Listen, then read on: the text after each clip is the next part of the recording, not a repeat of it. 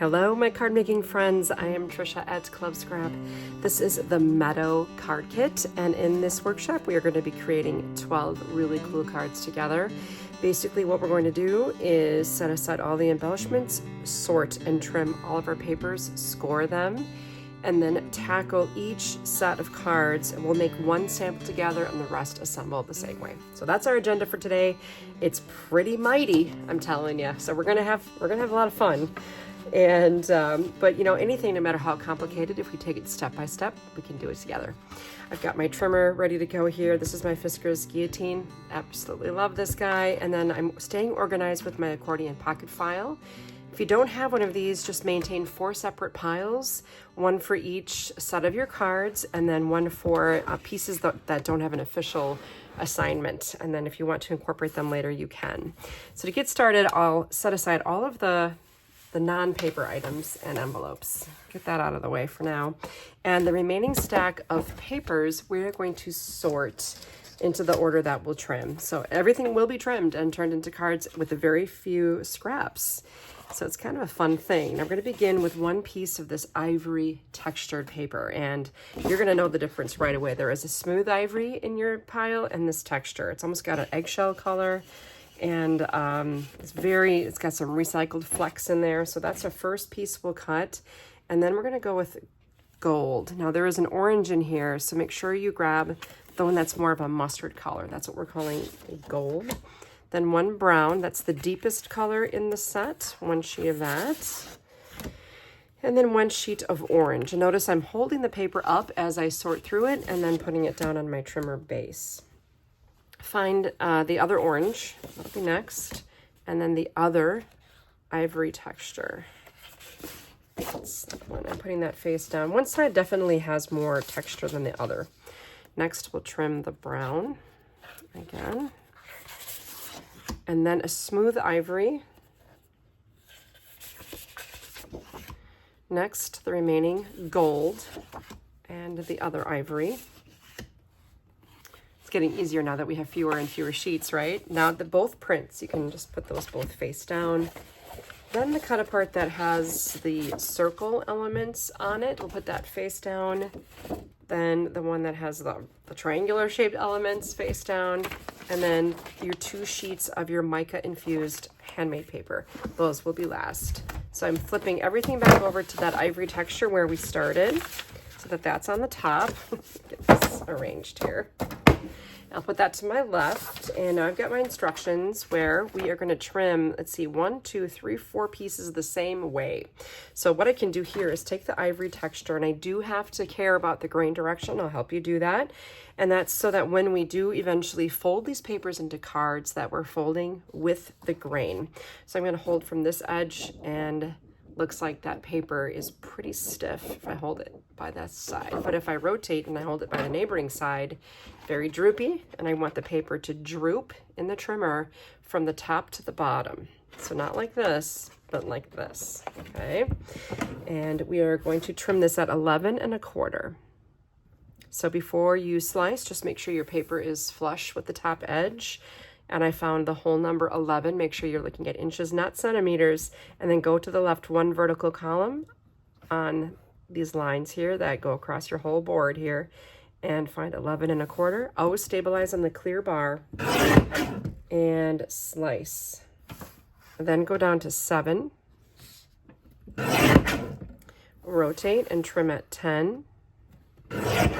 And set this one aside to be scored. It will become a card. And then this will go in pocket C. This next strip, trim it at 6 1/4. The 6 1/4 inch piece will go in pocket C, and the other shorter one will go in B. And then this strip will trim at 5 1/2. The 5 1/2 goes in pocket A, and this is a scrap going in D. Okay, so I think I ended up using it, but D for now. I could have done 2 sheets at the same time, but I didn't, so that's okay. That first one is kind of nice to just have 1 sheet. So let's repeat that with the gold. 11 1/4, 7, rotate, and go to 10. Again, that's another card base to be set aside. I'm literally setting these on my score pal that I have to my right. And then this strip goes in pocket C. Trim this at 6 1/4. Pocket C, the other piece in B. And then here we go with the 5 1/2. And notice where I'm placing my strip. I have it below the inch mark line here, and I make sure it's straight. It's just so that if it's up here, it's a little bit harder to see where my 5 1/2 is. And I trimmed it at 5 1/2, and that piece goes in A, and then the remnant in D. Now we are going to take the brown, check our grain direction, making sure it dips top to bottom. One sheet of the orange, same thing, make sure it dips top to bottom. And then we're going to trim at 11 1/4 again. So this is a repeat of the whole thing. 7. Make sure you stabilize firmly when you're trimming 2 at a time, especially. I mean, you always do it, but especially if it's 2 at a time. Rotate and cut at 10. And then these get set aside to become card bases. This strip goes in C. Trim the next pairing at 6 1/4 again. File this in pocket C. This one in B. Cut the strips. You can do them both at the same time, of course, at 5 1/2. Going into A, and the last bit in D. All right, now I'm going to take the next sheet of orange on our pile, double check the grain direction, and this time, if you look in the instructions, do you see how the arrow pointed top to bottom, but here it points left to right? That's the direction I want the paper to dip for this pair. So it's the orange and then the ivory texture. Oh yeah, there you go. Okay, at the same time now, we will cut at 8 1/2. And then rotate and trim at 11 and 5 1/2. All 4 of these pieces are card bases that need to be scored. And this 1-inch strip can go in pocket D. Now we're going to make a series of rectangles here. So the first one is going to end up being a scrap actually. So we'll cut at 10, then 7 1/2. 5 and 2 1/2. If I'm going too fast, you can adjust your playback speed on YouTube to like a 0.75 if you want in the settings, and that'll just really slow me down. Okay, so all of the pieces that are the same size, those go in pocket B, B as in boy, and then this smaller strip in D. And now we're already moving on to page 2. The brown. Now when you trim the brown, just make sure that your paper dips, now this time again, back from top to bottom. Brown is pretty heavy duty paper, but just make sure it bends easily top to bottom. Okay, let's begin by trimming at 9 3/4, 7 1/2, and 4. Rotate the 4x12 and we'll cut. These are easy. All numbers divisible by 3. So that'll be 9, 6, 3. And all of these rectangles go in pocket B. And then the next strip, we're going to cut on the same measurements. 9, 6, and 3. And all of these go in pocket A. The next 2 strips get trimmed the same way, so I'm going to cut them, I'm going to stack them neatly and trim at the same time. The first cut is at 11 1/2. And then 5 3/4. These 4 pieces need to be scored, so I'm going to set them aside with my others. And then these guys, I don't know, if you want to throw them in D, you can, or otherwise, the circular file. Now for the ivory, we are also going to make sure our grain, the paper dips easily top to bottom before we cut at 10 3/4, 7 1/4, and 3 3/4. Rotate this 3 3/4. We'll cut at 11.5 and 5 3/4. And now we have some fun things we're going to do. Stack these two pieces that are the same, and we're going to cut them into triangles. So we're going to use our eyeballs here and take one of the corners of the paper and make sure it's lined up with the outside edge of your blade, and then do the same thing on the opposite corner. So what I usually do is like get one corner lined up and then swivel the other end and then just slice it. Now I've got these two angled pieces. So what we're going to do is kind of pick them up and put them back together again a little bit and trim from the other corner in the same fashion. Put it back in, and now line up the opposing corners.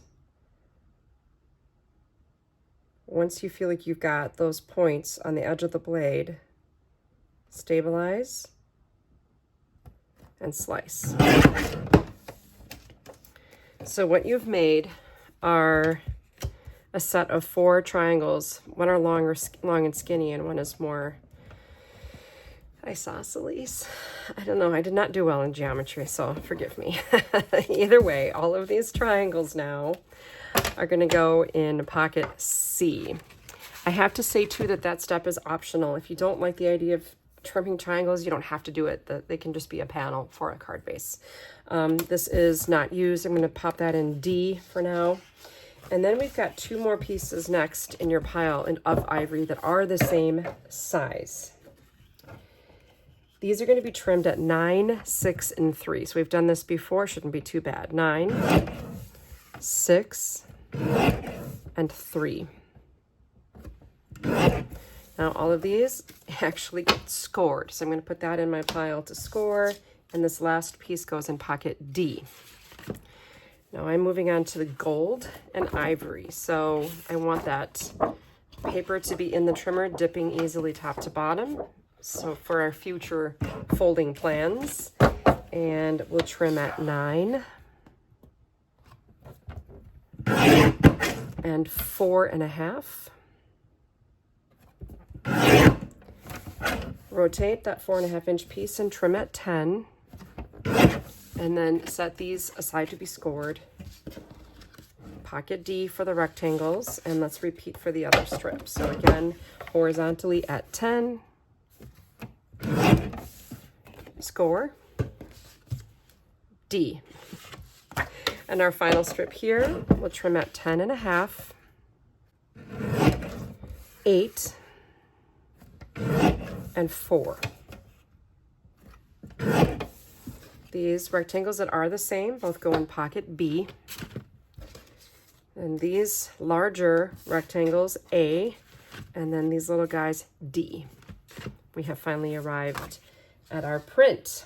Now you may notice there are some lines in this print, real faint in the background. I'm going to put it so the lines are running vertically. Essentially, it doesn't matter, but just in case, we'll trim at 9 3/4, 6, and 3. Then take the 2 3-inch pieces that we made, stack them neatly together. We'll cut at 11 and 5.5. All 4 of these end up in pocket A, and there are 2 small scraps for D. The next strip, we're going to do kind of a repeat of that triangle cut from ivory. So if you don't want to do the triangles, just skip it and file the piece without trimming it into the triangles. It's optional. 11.5, 5 3/4. Then stack the 2 that are the same. We will line up our corners.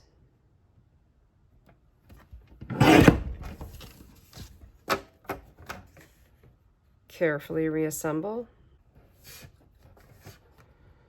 and then realign your points corner to corner and slice. And once again, you have a set of 4 skinny triangles and 4 other triangles. And these will go in pocket C again with the other triangular friends. We have one more strip here. We'll cut at 9 3/4, 6 1/2, 3 1/4. Gather up the 3 rectangles that are the same. Those go in pocket B. And then there's this little lone squarish piece going in D, along with like the scrap from before that I forgot to file away. We are getting there. I thank you for your patience in completing these trimming instructions. For this one, I want you to put it in the trimmer so that the lines are running horizontal.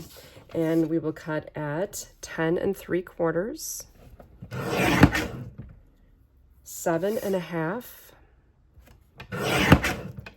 and 3 3/4.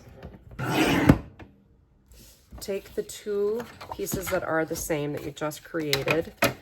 I'm going to trim them horizontally at 11, 8 1/4, 5 1/2, 2 3/4. Take all of those panels you made that are the same size. They're going to go in B. Lots of stuff going into B. And I'm telling you, this card is worth it. It's really cool. We have some scraps going in D. On our next strip, this is 3 1/4 by 12. We will trim here at 9, 6 3/4, 4 1/2, 2 1/4. Just created 4 narrow panels. They're all going to go in pocket B, so make sure they match. Then you have this other piece. We're going to place it into the trimmer vertically. So this is the 3 1/4 inch side. Rotate it so you're looking at the 3 inch side, okay? And then cut it 2 1/4. And that goes in pocket B. A scrap and a scrap for the D pocket. We finally arrived at our cut-aparts. We still have 4 sheets left to trim, so hang in there with me. I know it's a lot of cutting. I promise you it will be worth it. We have some perimeters to remove here, and now we've marked this with just a warning here in text. So anything outside of that little plus sign here needs to go. So I'm just going to place this in my trimmer and look at that guide. Look at where the edge of my blade comes. I can kind of peek at and see it, and I'll just trim that. Then rotate and do the same on every edge so that what you end up with is an exact 12 by 12. Because right now, the way it started, it's more like a 12 1/4 by 12 1/4. So my last rotation here puts me at 12. So rotate the sheet so that all of the circles now are on your right, and our first cut will be at 7 1/2, and then 3 3/4. Rotate and trim at 10 1/2, 5 1/4. Both of these larger pieces go in pocket B. And then it's going to be a weird cut, so just visually trim this in half if you want. It's 1 7/8. It's just half of 3 3/4. So if you don't feel comfortable with 1 7/8, it won't matter. We're still going to fussy cut these a little bit, so just cut them in half and file them in pocket C. We're going to repeat that. So take the next piece, make sure those narrow strips are on the right, and then we'll trim at 10 1/2 and 5 1/4. Pocket B again. And this is our little piece here. We're going to go at 1 7/8 and put them in pocket C. That 1 7/8 part is not in the instructions. I just know it will be a little easier. Now, here's the part where you have some options. We've got some circles of different sizes, and depending on what your punch or circle cutting stash looks like, maybe you have a thin metal die you can use to trim out the circles. Maybe you have a series of punches of different circle shapes and styles. So the way I've got this here, I happen to have a 3 inch circle punch, a hand punch. I think it's 3 inches. Let's measure it once. It looks like it's 2.5 inches. So that said, take my 2.5 inch punch, and I'm going to remove these larger circles from the sheet. I think you could go a little larger with your circle. So again, whatever works. Very nice. This is just to save me a little bit of time. I could go through and use my dies too, but then I had this other punch that kind of had a scalloped edge. So I just used it on the rest of these. And this is kind of about you at this point. Whatever you have, whatever you want to do, and you could even use scissors if you want. We did frame it in a little outline so that you could follow along with your scissors, and then maybe just ink the edges to hide any imperfections in your cuts. And all of these circles, all of them are used in card set B. Next, we need to once again remove the outer perimeter of the sheet by trimming along those guidelines.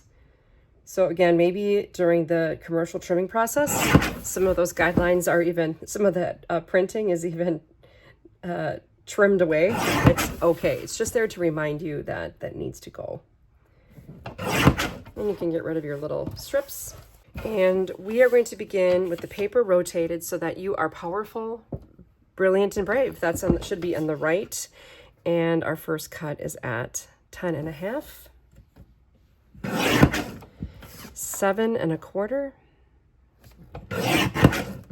and 4. Don't trim here or you're gonna mess things up. Okay, we're gonna do a rotation here now. We're gonna cut at 11, 9.25, 7.5, 5.75, 4, and 2. If you want, you can take both of the most recently trimmed strips. They're each 2 inches wide, and we'll cut them in half at the same time at 2 inches. That gives me 4 little squares going in pocket A. And now we have these other little pieces. I'm going to trim them, make sure that the naked part is on the right, and we're going to go at 3.5 and 1.75. As you can see, each of these has a little pointed angle, and if you want, you can use your trimmer to remove that little triangle from the top so that the margin from the artwork to the edge of the paper matches the other sides. And because of the size of that margin, you might want to think about using your craft knife and cutting mat. I don't know. That worked pretty well. So I'll just do the other one here. There are a bunch that we have to do. Okay, so now I have these 2 like house-shaped pieces, and they actually go together on a card. They just wander around, making the world a better place. And that goes in A. I'm just going to trim these and then worry about the angle cuts later. That's a pair. And then I'm just going to do these last 2 together at the same time. So again, cutting at 3.5 and 1.75. And we can do those angles a little later. And this all goes in pocket A. I have all kinds of fun action going on. I don't think I ever used these. You could. I'm going to pop them in C for now, just to see what we can do with those, if anything. The next strip is nice and easy. We're just going to cut at 9, 6, and 3. All of these go in pocket C. Almost there, my friends. Then go at 11 on this one, making sure you're taking off the little pieces off the end. 8.25, 5.5, 2.75. All of this goes in pocket A, and there's a tiny little piece there we can pop in C again if you want. And then this last strip, make sure your pampas grass is on the right, and we'll cut at 10, 7.5, 5, 2.5. All of these go in C, and then the oddball, I don't think I used it, but pop it in C just in case. Now we've arrived at our handmade paper. If you're tired of trimming right now, I apologize. I have big plans for us, and it requires some trimming. So I have a trajectory here. You're going to love the result. Okay, so take this first sheet of Handmade. We're going to put it in the trimmer horizontally at 10.5.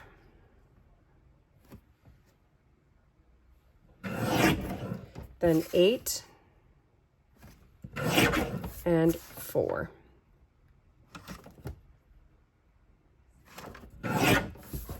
Take the 2 4-inch pieces you made, stack them neatly, and we'll cut at 8 and 4.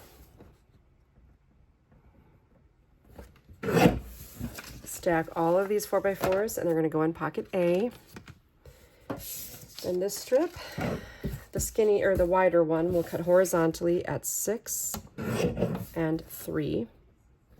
The 2 pieces that match go in pocket A, and then all the rest of the pieces that remain are scraps or D.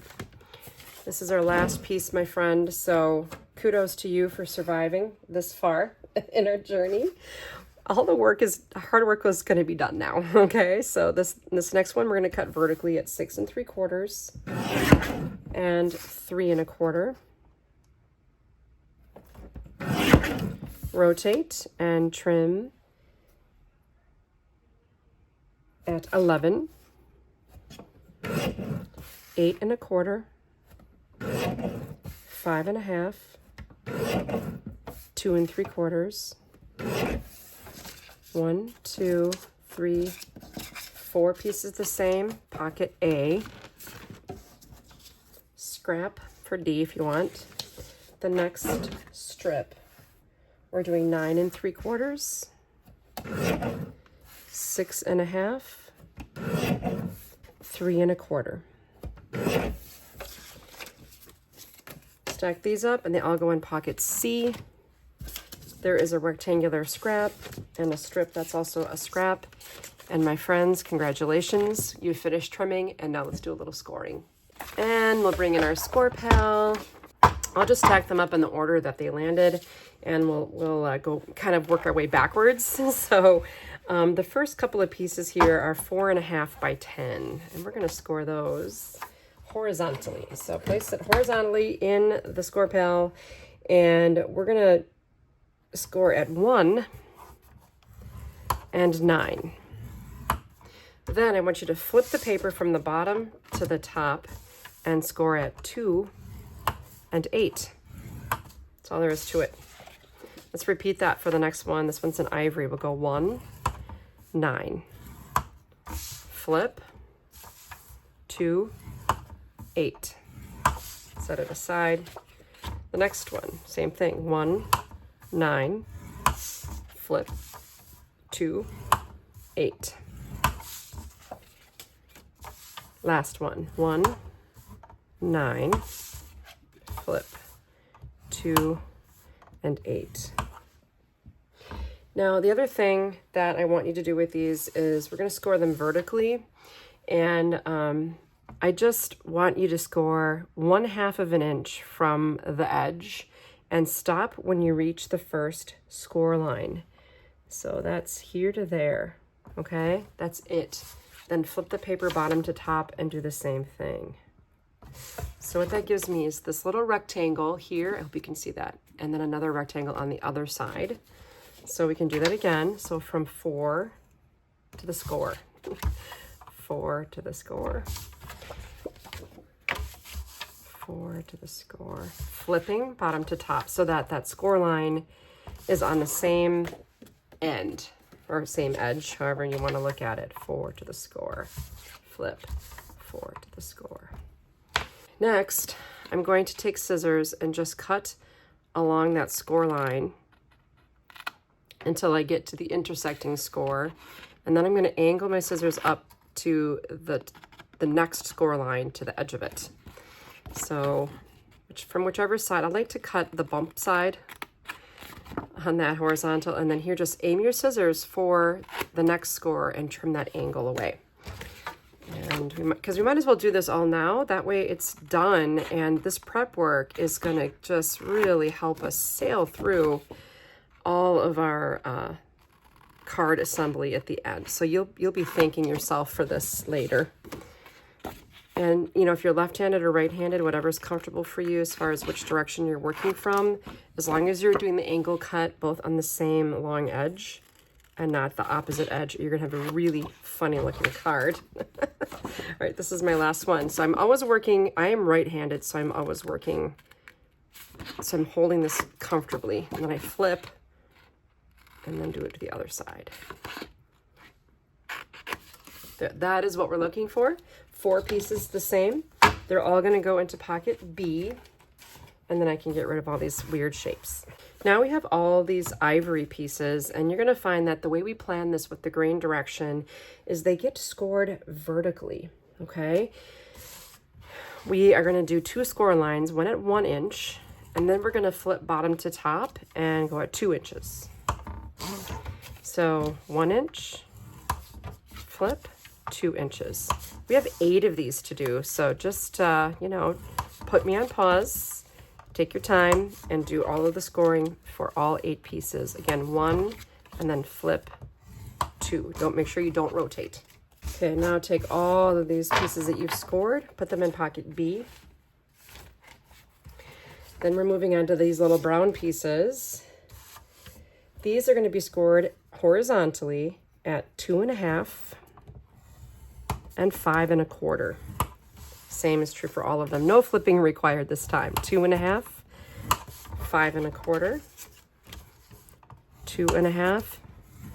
If you don't have a score pal, just do yourself a favor and get one. If you're a serious card maker, this is a tool that you absolutely must have. Then these go in pocket A. Next, you would not have to score these. We did trim the paper with the grain. But I do like to score it either way. So now my paper's in here horizontally. I've got the texture side facing up, and I'll score it 4 1/4. This makes our set A card bases. 4 1/4 on each one. And we will put those in pocket A. Last but not least, we have our 7 by 10s. Score horizontally at 5, right down the middle. 5, 5. And again, if you're using a score pal, make sure the texture side is facing up. This goes in pocket C, and you're done scoring. Yay! So I'm taking everything out of pocket A, which is quite well stocked. Make sure you get all those little strips out of there. Set it aside, and that's the nice part. Everything is so organized.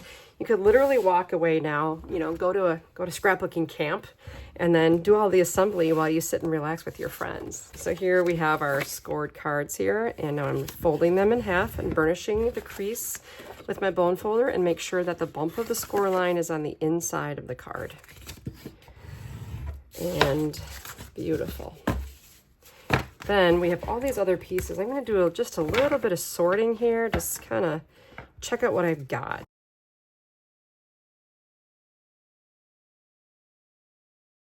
So now everything's nicely organized here, and I can distribute my cards. So I'll go orange, orange, ivory texture. 1, 2, 3, 4. Each one receives a print. 1, 2, 3, 4. And then each one receives a strip. So this is just a way of incorporating more color into each card, more color and texture in that case. So brown, ivory texture, gold, and orange. Each one's going to receive a matchbook paper. That's what that is. And then a smaller mat. Okay, so the first one, we're going to put a handmade strip there. The second one's going to be ivory. Then another handmade.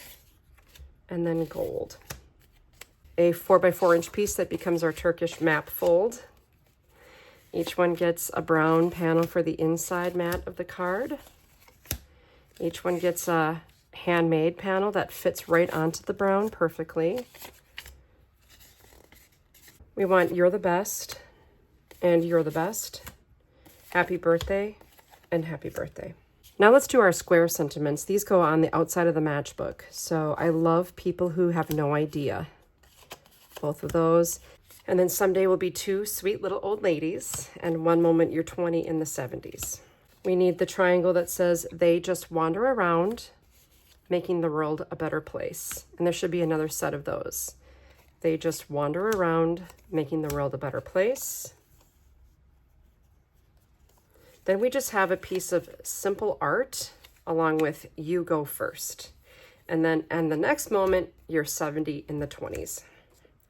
That completes all of the pieces for all of these really cool Matchbox cards. Now what I'm going to do next is take an envelope and just slide things in vertically for card number 4, card number 3, and card number 2. Then when you go back after you've done your sample, you can just repeat these and none of these pieces get misplaced in the process, which is really nice. Now, here we have a place to begin is going to be to make that Turkish map fold. And in the past when I've done this, I've just directed you to a video, but now I'm going to create my own following this these basic steps here. The paper does have a grain. You can kind of just see which way gives you the least amount of resistance.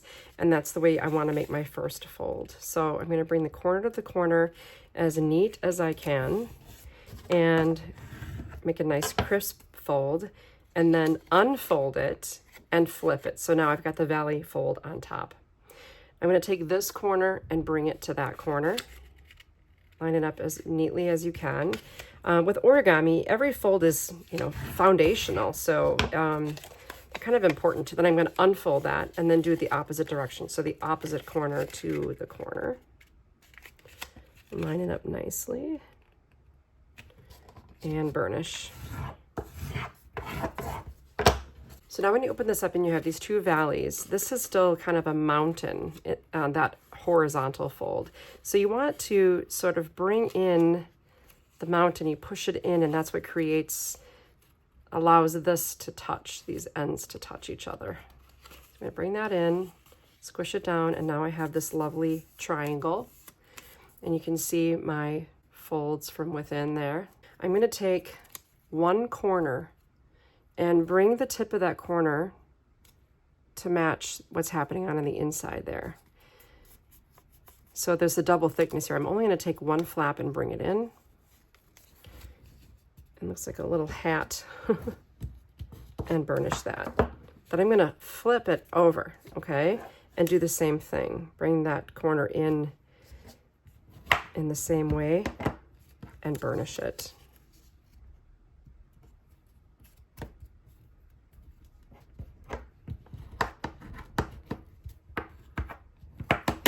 Okay, so now I have these little 4 corners.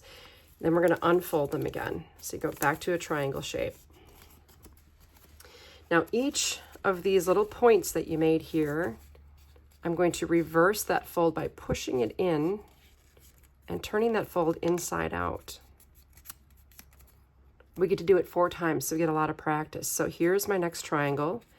I'm just going to kind of get my thumb in there and open it up, and then I'm just going to reverse that fold and pinch it together.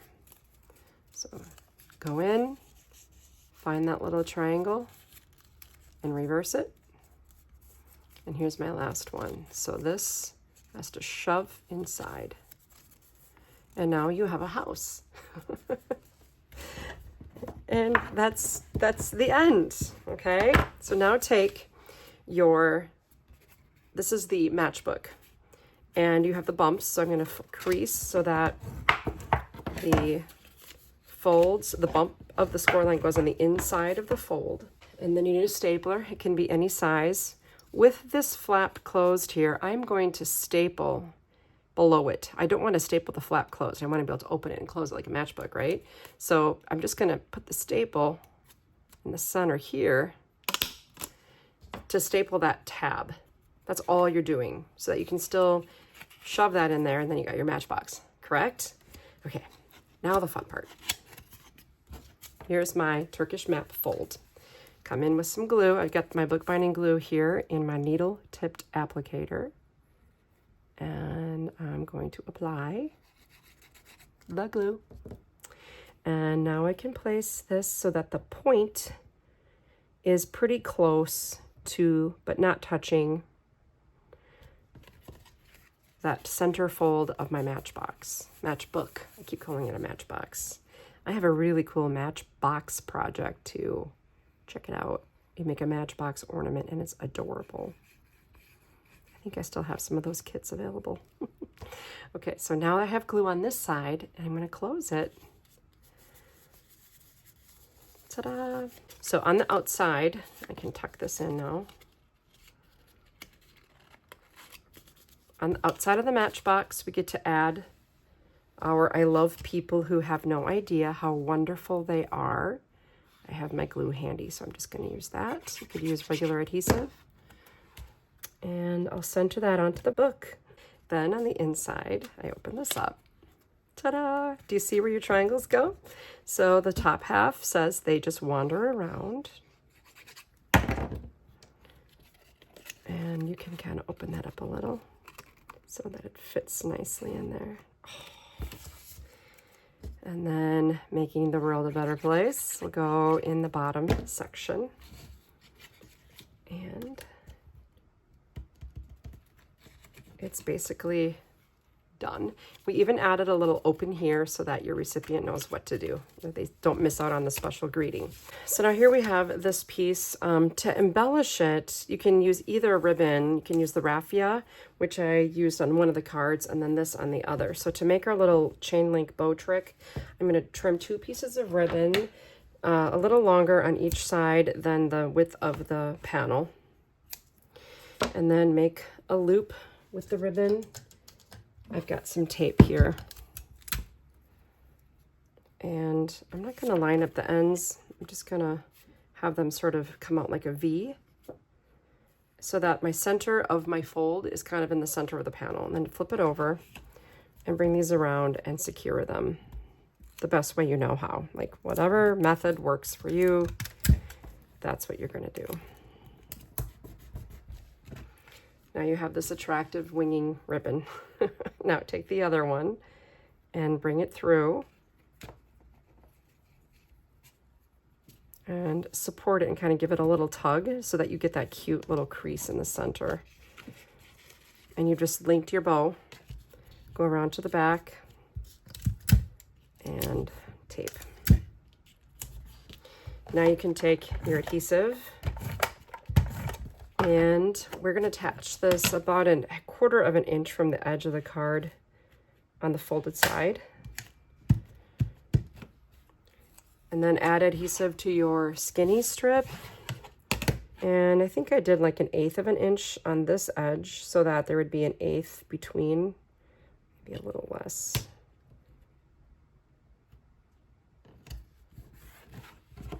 There, now you have a nice little foundation, right? Okay, so now this matchbox has a little mat. You know, I didn't need to do it, but I had the paper, so I'm like, why not? Why not just make a little mat for the matchbox? Matchbook. Match, whatever. Okay, now this is going to sit right here, kind of in both zones. Ta-da! Now for the inside, take the sentiment, and I'm just going to do this live with you because this is about how much time it would likely take if you were being semi-cautious about your fussy cutting. These are nice, easy curves to manage, even with my little scissors here. I like to use large scissors for this so I can have less opens and closes. Lovely. Okay, some adhesive here. If you want, you can use scraps from your Pocket D to anchor this as well. So it goes onto the Handmade panel and the brown panel for really nice contrast. And then you can place that into the middle and you are done with your card. Now the other ones in this set, you're going to make a matching one that has the same sentiment. You can see this one has the raffia, worked really well. Someday will be 2 sweet little old ladies. You go first. So sweet. With happy birthday. And then one moment you're 20 in the 70s, and the next moment you're 70 in the 20s. I think that's so funny. Oh, okay, if you can't laugh, right? You gotta laugh at life sometimes. All right, moving on to set B. Empty the entire pocket and go ahead and sort everything out by size. Well, that wasn't too bad. I'm going to start out with our gold panel here. Gold, and then these might overlap a little just so they can be on camera. Gold, ivory, ivory, gold. Okay. For the inner panel here, we've got a ivory texture on this one, then orange, gold, and brown. These are just suggested color distributions. You don't have to do it this way. We're going to make the sympathy card. This one says, wrapping you in love at a time when words fall short. Thinking of you. Birthdays are the best days. And then the things that bring us joy. That's an anniversary card. Now we have some colored panels here. So I'm going from large to small. So the largest panels that are left in my hand, 2 brown, 2 gold,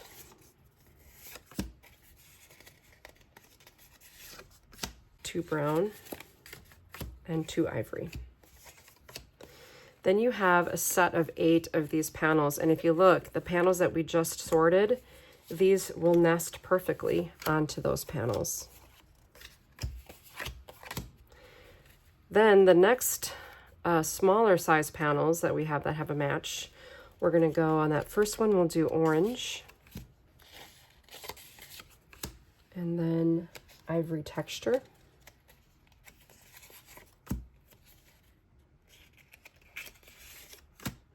Ivory texture, and orange. Now we get to distribute yet another nesting panel for each of these. So again, a lot of math went into planning this out, but I love the end result so much. Then we have these scored panels. Each card gets 2 of them.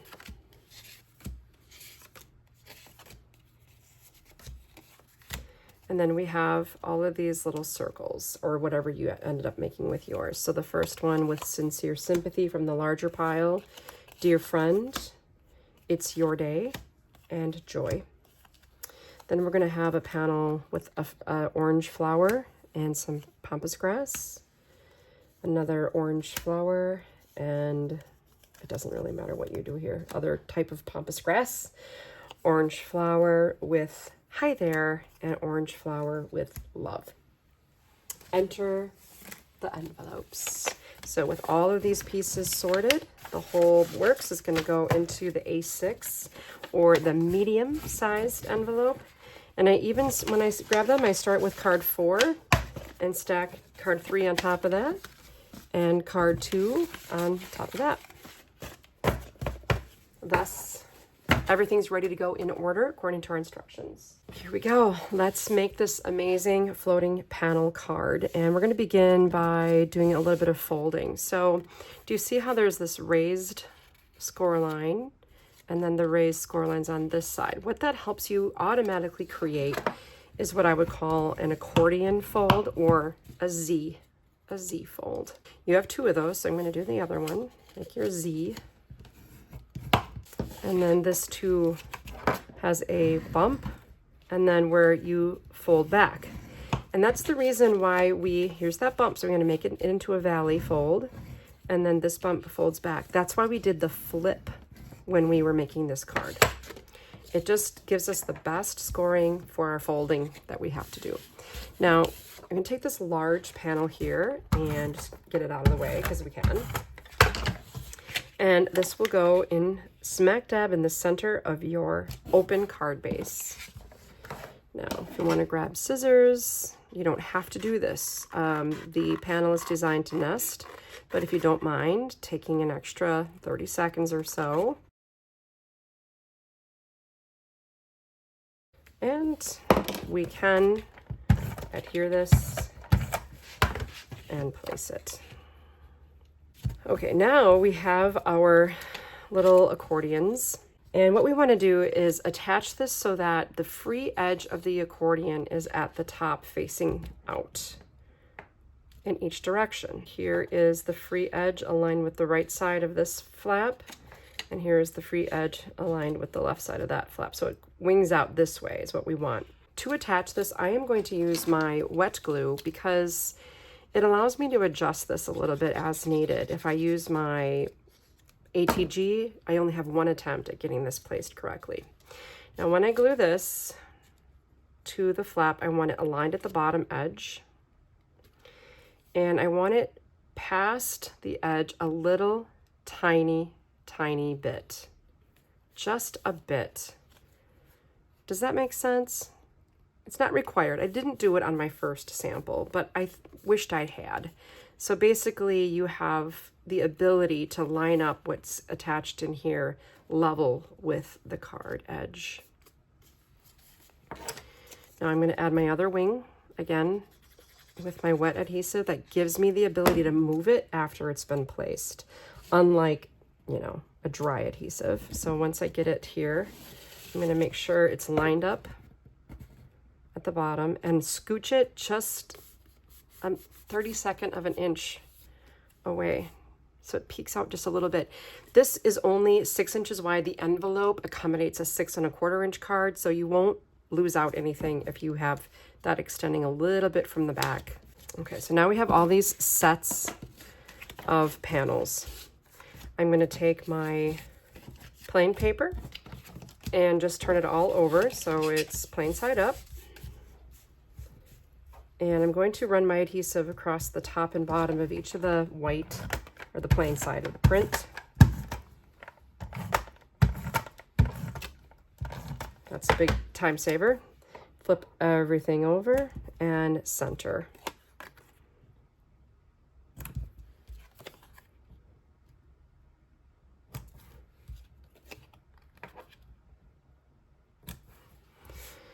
Back to our card base now. These medium-sized panels simply get attached right here so that they're flush with the edge. And that's why I wanted this a little bit out so that I wouldn't have too much exposed there. I want it to look like it's flush with the left edge of the card. So all I need to do here is put some adhesive on just this left edge and put it into the first valley, or the valley closest to the back of the card. Make sure the bottom edge is level with the card itself. Then the other large panel, the glue will go on the other side, and again into that valley. And now you've got your first set of panels there. Guess where these go? So I'm going to add my adhesive to just the outside edge. And you'll notice that I keep flipping the card upright so that it's standing, so that my edges are aligned. That's probably the most critical thing here. And again, if you worked with dry adhesive, or wet adhesive rather, you'd be able to adjust that more than I'm able to do the way I'm doing this.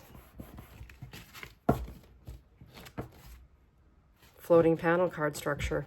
Fantastic. Okay, at this point, it's just a matter of personal taste.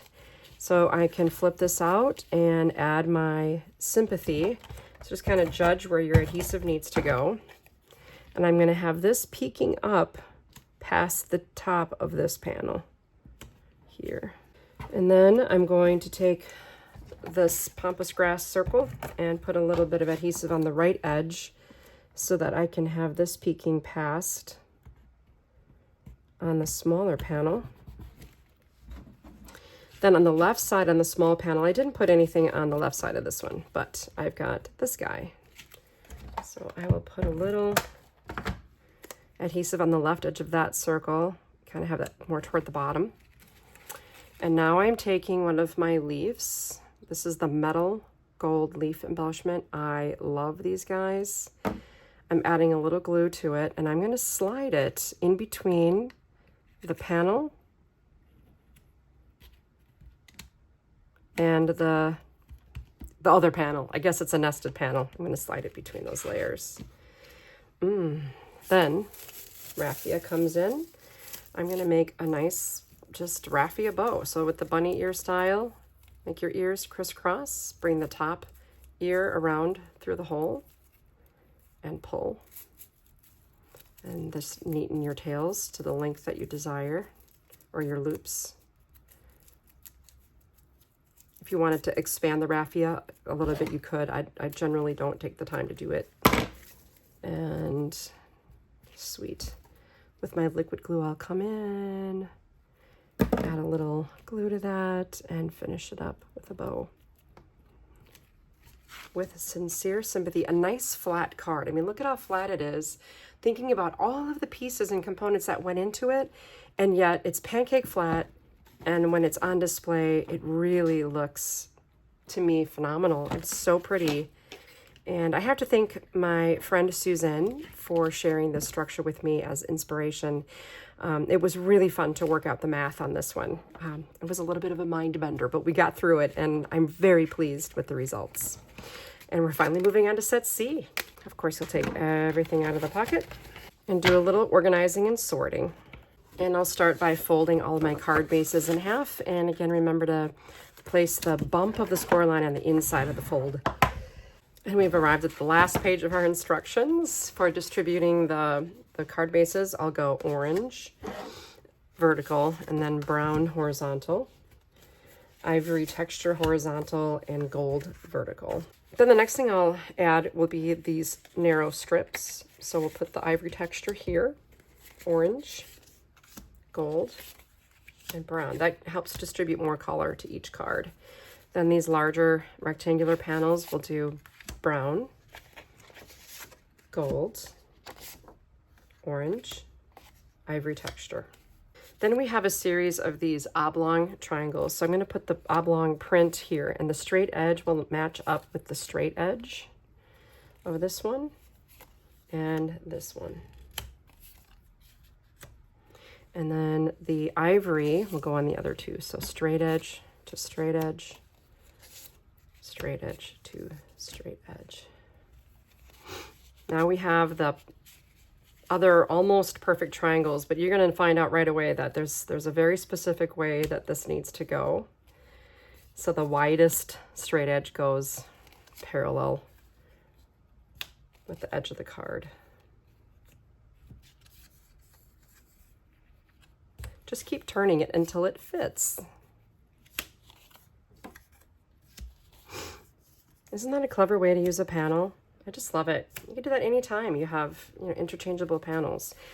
Then each one will get a tag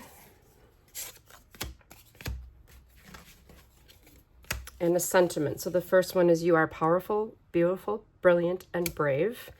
And let's see, of all the things I'm thankful for, it's your birthday again. And of all the things I'm thankful for. 3 of the cards will get a handmade panel just because I had enough. And then I skipped the panel on the first one, and I just grabbed some stuff out of the D pocket to anchor with.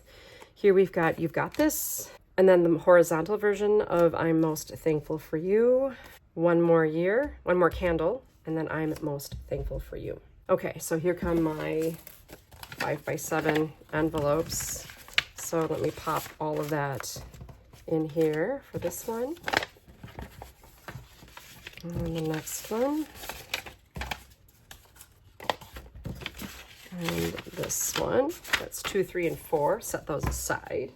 All right, let's kind of build this card from the bottom up. I'm going to start out with just attaching the strip to the middle. And how do you know the middle? Well, it's a 5-inch card. If I use the 0 center on my ruler and line it up at 2.5, I should be able to figure out that the center is 1 and 1.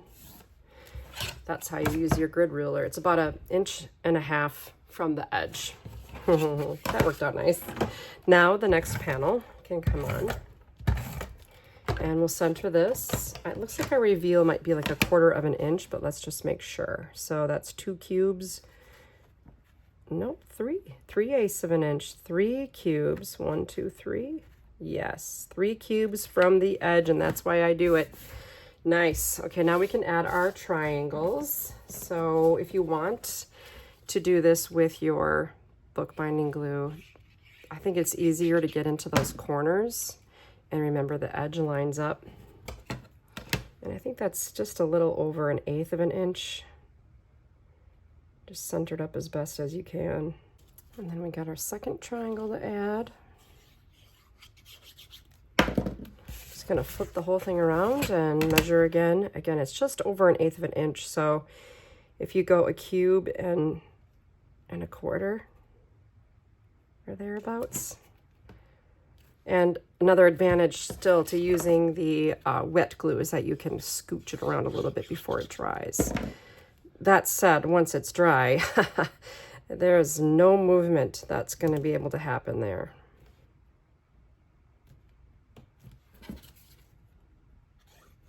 And our final triangle. Thanks again for bearing with me with all of these unique structures and techniques. If you chose to skip this, the panel just nests on, and that's all there is to it. Now we do have a bunch of these little, these would have been scraps, but I didn't have a plan for them. But when Jacqueline designs the Cutaparts, if she has extra space, a lot of times she'll put extra artwork within that space, and I can use that to my advantage. So it's up to you if you would like to fussy cut this element here. And I'm going to go ahead and add this kind of up in this area here. On this card, the gold color is missing. The ivory texture is used here, but not in the foreground. So I'm going to take scissors and cut a little point. Where's my other scissors? A little point into this and cut it off so it's short. I'm going to use more of this scrap on a different card. So these were just from the D pocket, if you're wondering where I found them.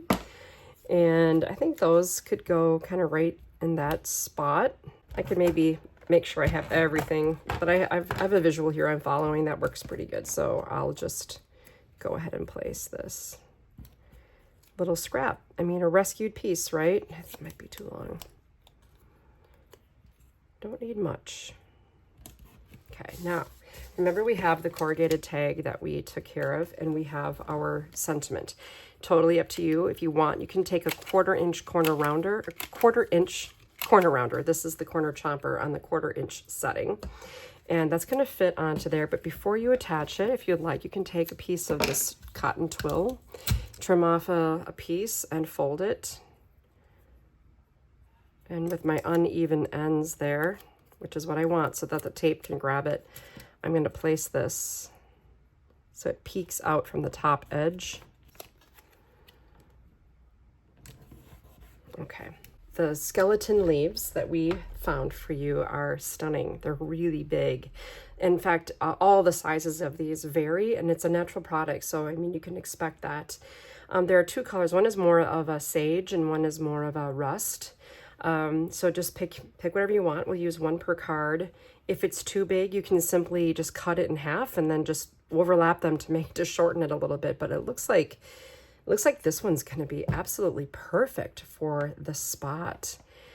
Now I'm just going to find the vein that has the most level surface, the center vein of this leaf, and I'm going to run my glue right along that. And then I'll carefully place it so it fits on the card. And again, if you need to shorten it a little bit, just go from the center, because the tag is going to take care of any seam. And I'll show you what I mean on a finished card. Now that glue is going to dry clear and you'll be good to go. I'll take my ATG and make sure I put a thorough coat of adhesive on the tag. And I'm going to attach the tag a little to the right here. So it's maybe overlapping this a little. That's really nice. Now, I just have to tell you, I discovered I glued my whole artwork on upside down. My folded edge of the card was on the right, so I was able to remove it. And now I'm going to attach it to the left side, and I'm not even going to sure if I'm going to keep this in my video, but happens to the best of us, right? So now my card opens. Okay, for the inside of the card, you can, again, dig through your scrap bin. Like I see here, there's a nice piece of Handmade, and there's a nice printed item. So I'm just gonna, I see one's wider than the other. I'll nest this print onto the Handmade. The card is 7 inches tall, so I'm gonna trim this at 7 inches. And then I can take my nested piece. I'll use a grid ruler so I can make sure it doesn't tilt one way or the other. I I have a hard time getting things straight, so the ruler is my fail-safe. Now at this point, I can take the You've Got This, I can fussy cut it, I can ink the edges, I can do nothing, which is what I'm gonna do now. I'm just gonna attach it to the inside of the card as it is. You've got this. We do have all these little ones, and you know, you could build this a little. You could add another one down from the bottom. I don't know. All of these little scraps that aren't scraps can be incorporated into your finished cards. Now let me show you a couple of the other finished samples from this set. I think this is the one we made, and you can see again my original had a different size leaf. Was a little smaller. This one was even a little smaller on this leaf, and again, they just vary. Jane helped us package all of that, so you can just see, you know, she just said they're all different sizes. I said it's a natural item and that's what you can expect, so just work with the size that you have. And here is that horizontal with just another section from the D pocket to add a little anchoring, and then this is nested onto the handmade panel. Here too, I cut the ribbon in half to kind of extend it a little bit, but again, you may need to make them smaller. And then my last one, a nice big skeleton leaf. So pretty. I love the natural product mixed in with these gorgeous cards. Well, you've hung in there. Congratulations. I appreciate your patience. I hope that you've appreciated and enjoyed all of the planning that went into this so that you can be a very successful card maker with our Meadow collection. If you like this kit, come and join me for the Page Kit workshop. We're gonna have a good time over there too. And if not, I'll see you back here next month.